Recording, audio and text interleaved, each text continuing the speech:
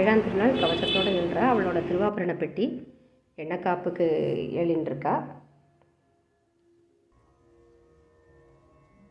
நன்னா சேவிங்கோ. லேசாக காலை ஆட்டுறா பாருங்களேன், தெரியுறதா? இல்லாட்டி திருப்பி வந்து சேவிங்கோ சொல்கிறாங்க பின்னாடி.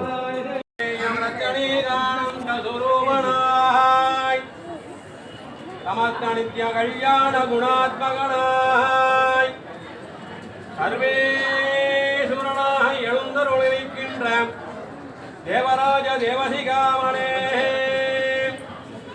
தேவதோத்கமாக தேவதா சார்வோமாக அகிலாண்ட கோடி பிரம்மாண்ட நாயகாம் அநாதரக்ஷகா பக்தாண்டவாக ஸ்ரீ கோதாசவீத ராஜகோபால சுவாமினாம் ஆஹீனாயந்தே சுந்தர பரிமளம் தன்பகம் தங்கிய துய்ய மல்லிகை ஜவந்தி ஜோதிமிக வெஜ்ஜிற்பாஞ்சி வளம்புரி துளமமாலையாக மந்திரமதாகவே கொண்டோட தோழ்துழல் கொடவையில் நான் வைத்து வரும் மாலையை சாதவெறியாழ்வார்க்கு மேதனியாவன் கண்குழல் தனிச்சூடியே அந்த அர்த்தமளதோடு அணிகங்கமடு அங்கையில் அணிந்த பெருமான் அழகான வடவருடைய அவனுக்கு அளித்திடும் கோதமையிலே சுந்தர மகாத்தாளே அமுதமுன் மொழியாளே ஸ்ரீரங்க நாயகியே தேவர்கள் துதித்திடும் ஆண்டாளே தேவரீர் திருமங்கலம் கண்டளவே அருளைப்பாடு வேதவாய் தொழிலாய்.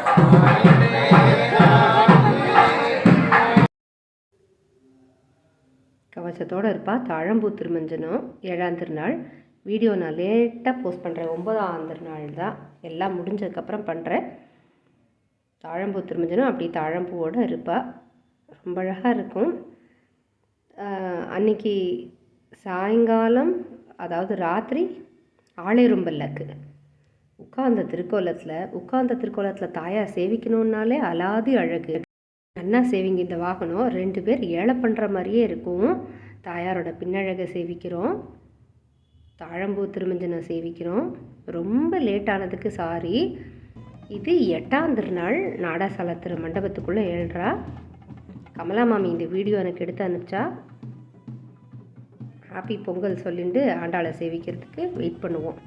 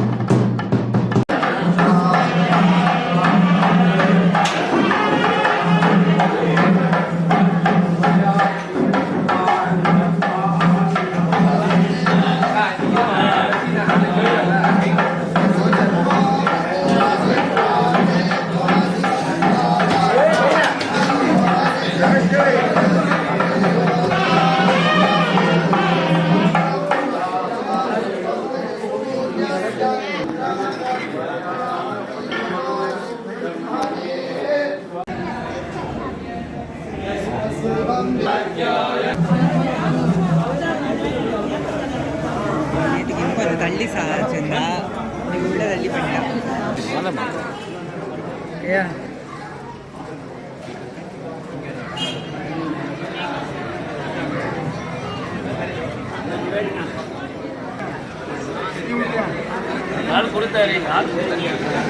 கூட 2 வேணுமே.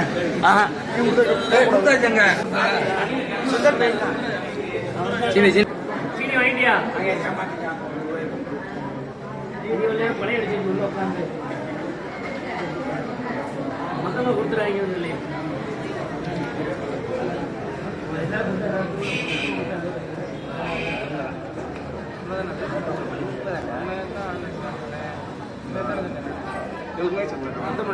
இல்ல இல்ல உண்மை சொல்றான்.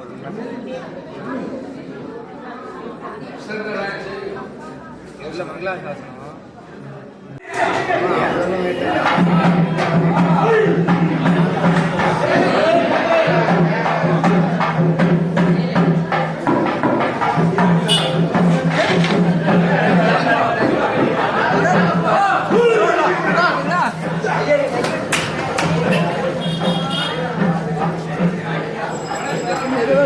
இது பார்த்துக்கலாம்.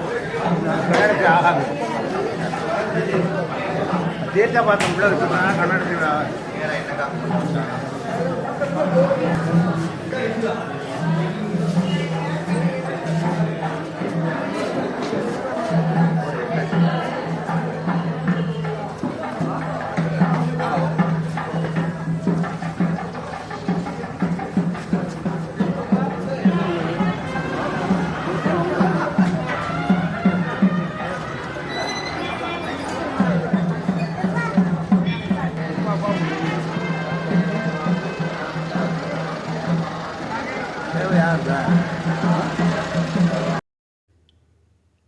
நடுவாக ஸ்ரீவில்லிபுத்தூர் கோபிகா ஸ்திரீகள் போட்டது, இன்னும் நிறைய பேர் வெளியிலேருந்து அனுப்பிச்சி வச்சது எங்கள் சித்தப்பா போட்ட கோலம். எல்லாம் கனு, போகி, மார்கழி எல்லாம் சேர்ந்து, தை மாத பருப்பு எல்லாம் சேர்ந்து அழகான கோலங்களாக வருது. சீதாக்காவோட கோலம். உங்களுக்கு இந்த ஒரு மாதம் என் கூட வந்ததுலேயே உங்களுக்கு இது சீதாக்கா கோலம், இது ஸ்ரீவி கோபிகா ஸ்திரீகள் கோலம், இது கமலா மாமியோட ட்ராயிங்னு கட்டாயம் நன்னா பரிச்சயமாக இருக்கும்னு நினைக்கிறேன் இல்லையா?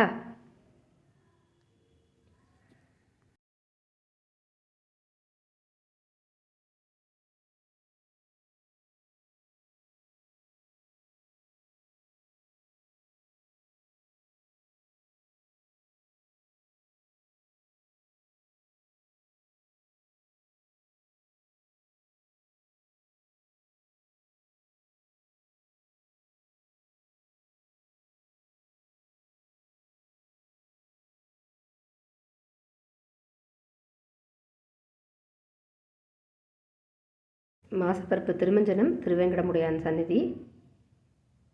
தாயார் வரா இல்லையா, கோதை பிறந்த ஊர் கோவிந்தன் வாழும் ஊர் சொல்லியிருக்கோமா, அவள் வரான்னு டெய்லி நித்தியப்படியே இவருக்கு ஜிகி ஜிகின்னு ட்ரெஸ் தான். இந்த கும்பாபிஷேகம் ஆனதுலேருந்தே இவரோட கொண்டாட்டமே தனி கொண்டாட்டம். இப்போ தாயார் எழுதான்னு வேற தனி இதுவாக இருக்குது. ஜடையில் தாயார் ஜடையில் கிளி.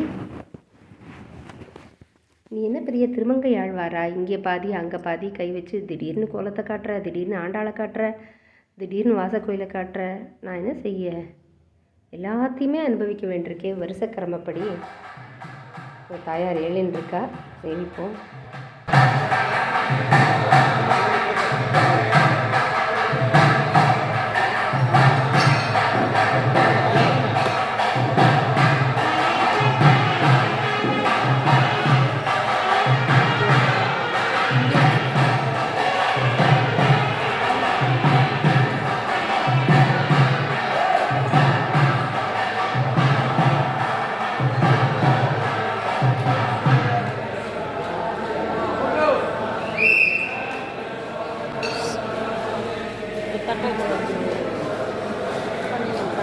சரிம்மா. தை மாத பருப்பு எண்ணெய்க்காப்பு உற்சவம் ஒரு சுவாரஸ்யமான அனுபவம். மற்ற நாள் நீங்கள் சேவிச்சிருந்தீங்கன்னா திருமஞ்சன தொட்டி வேறையாக இருக்கும், எண்ணெய்க்காப்பு நடந்த இடம் வேறையாக இருக்கும். ஆனால் தை மாத பருப்புக்கு என்ன விசேஷம்னா, மனவாள மாமுனி சுவாமி வந்து எண்ணெய்க்காப்பு சேவிக்கணும் தாயார் இதுலன்னு நினச்சிட்டு ஆசைப்பட்டுட்டு வராராம். இந்த காலத்தில் என்ன நினச்சா கார் இருக்குது, ஃப்ளைட் இருக்குது, எத்தனையோ மோட் ஆஃப் டிரான்ஸ்போர்ட் இருக்குது, கிளம்பி வந்துடுறோம். அப்போ கிளம்பி வரும்போது அவரோட சந்தர்ப்பமும் சூழ்நிலையும் என்னவோ தெரியல, லேட் ஆகிடுறது, அவரால் சேவிக்க முடியல. சரி, இப்போ என்ன நடந்துட்டுருக்குன்னா, ராஜகோபுரம் பெரிய கோபுரம் இல்லையா, அதுக்கு கீழே தாயார் எழுந்திருக்கா. கம்பன் கொச்சுன்னு சொல்லுவா, சாத்தின்றிருக்கா. அதை கிட்ட சேவிக்க முடியாது, தள்ளி இருந்து மானசீகமாக அனுபவிப்போம். கம்பன் கொண்டையை தனியாக காட்டுறேன். இது எதுக்குன்னா, இது ஒரு தனி பெரிய கதை, ஒவ்வொன்றுக்கும் கதைக்குள்ள கதை. சரி, மனவாள மாமுனி சுவாமியை பற்றி சொல்லிட்டு இருந்தோமே.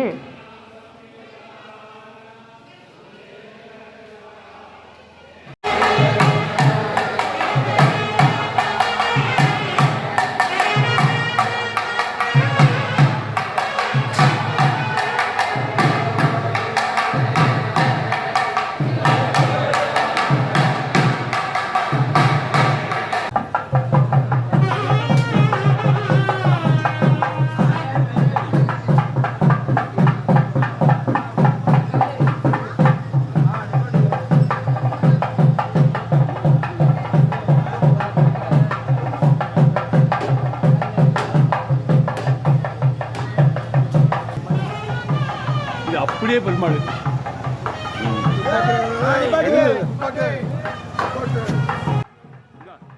இந்த மஞ்சக்காப்பை வந்து கிடைக்கும்போது எல்லாத்தையும் பச்சை மஞ்சள், தை மாச பருப்பு பச்சை மஞ்சள் வருமா, நிறையா கிடைக்கும் இல்லையா, உடனே வாங்கி பூசின்ற மாட்டோம். இப்போ பட்டர் சுவாமி கரும்பு எடுத்து வைக்கிறாரா மேலே, எல்லாரும் தாயாருக்கு கரும்பு கொடுப்பா, பச்சை மஞ்சள் கொடுப்பா.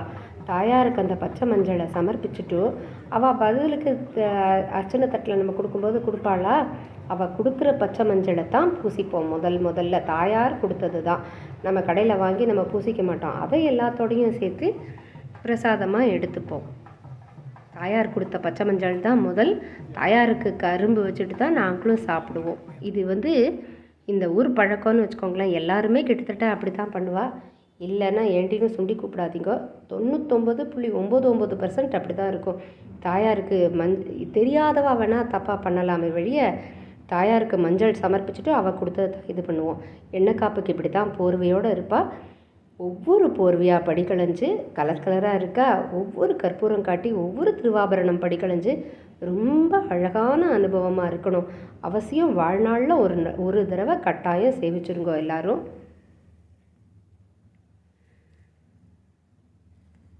இதை தான் கம்பன் கொண்டைன்னு சொல்கிறோம், கம்பன் கொச்சு கம்பன் கொண்டைன்னு சொல்கிறோம். இதை தான் சாத்திரா. கம்பநாட்டாழ்வார் ஆண்டாளை சேவிக்கணும்னு ஆசைப்பட்டார். மனவாள மாமுனியை அப்படியே நிறுத்தி வச்சுருக்கேன். கம்பநாட்டாழ்வார் ஆண்டாளை சேவிக்கணும்னு ஆசைப்பட்டார். ஆனால் தாயார் எண்ணெய்க்காப்பு முடிஞ்சு கிளம்பிட்டா பொங்கல் அன்னைக்கு. ஆனால் சேவிக்கணும்னு ஆசைப்பட்டோமே, சேவிக்காமல் எப்படி இருக்க முடியும்னு சொல்லிட்டு ஓடியே வராராம். ஆனால் தாயார் இல்லையா, சாக்ஷாத் க்ஷமாம் கருணையாம் கமலாமி வான்யாம். தன்னோட ஒரு திருவாபரணத்தை தொலைக்க வச்சிடுறா. தேடின்னு இருந்த எல்லாரும் தேடுவா இல்லையா, பொறுப்பு ஒப்படைக்கணுன்னா யாருக்கானாலும் பயம். தேடுறா தேடுறா தேடுறா, கிடைக்கவே இல்லை. சரின்னு ஒரு வழியாக மனசு மாதிரி கிளம்பிடுறா கோவிலை பார்த்து. அதே திருவாபரணத்தை கம்பநாட்டாழ்வார் கையில் கிடச்சி அவர் ஓடி இந்த இந்த சாத்துறாராம். கம்பன் கொச்சு கம்பன் கொண்டன்னு சொல்லி கொண்டாடுறா. கம்பநாட்டாழ்வாருக்காகவும் ஆண்டாள் பிரத்யக்ஷ தெய்வமாக இருந்திருக்கா. இன்றைக்கும் நம்ம கூட பேசுகிற தெய்வமாக நிற்கிறா.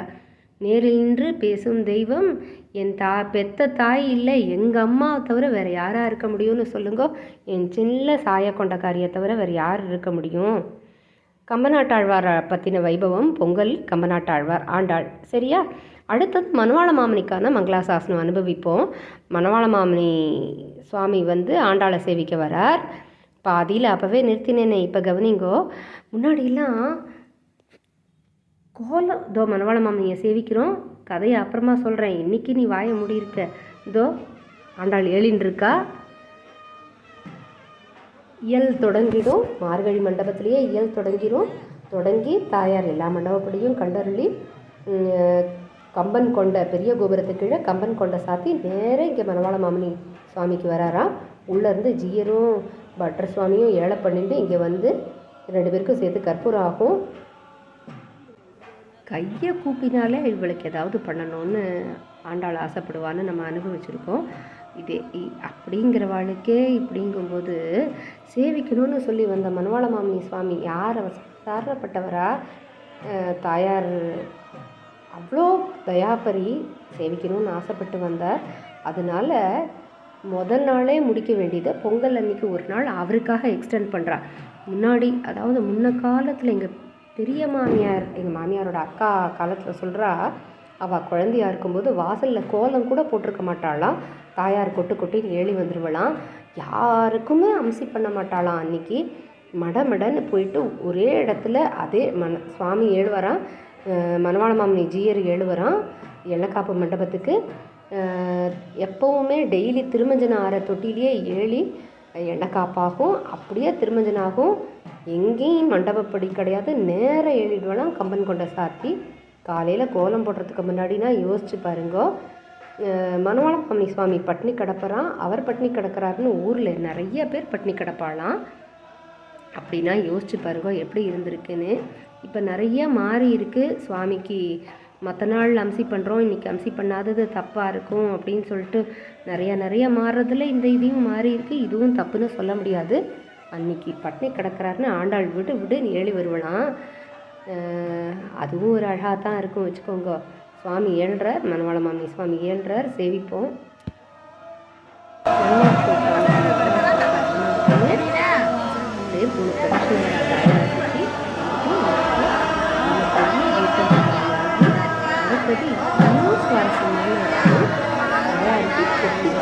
கோலம் சாத்துறா. செட்டிப்பெண் செட்டிச்சி கோலம் அப்படின்னு சொல்கிறா.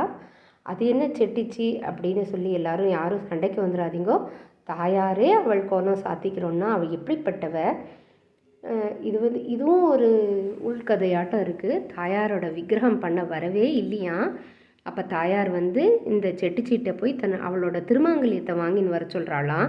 வாழற பெண்கிட்ட எப்படி திருமங்கல்யம் கேட்குறது அப்படின்னொன்னே, நீ போய் கேளு அவளே கொடுத்துருவான்னொன்னே பட்டர்களும் போய் கேட்டிருக்கா.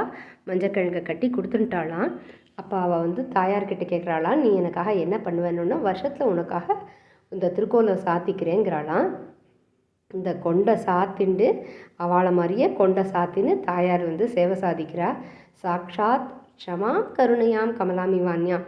நீங்களும் சொல்லி பாருங்களேன். இந்த பாருங்க, எண்ணெய் காப்பும்போது எடுத்தது சாக்ஷாத் க்ஷமாம் தானே. நிஜமாவே அனுபவிக்க சொல்கிறதுக்கு வாய் இல்லை. அடுத்தது திருத்தங்கல் பெருமானோட எண்ணெய் காப்பு வைபவம்.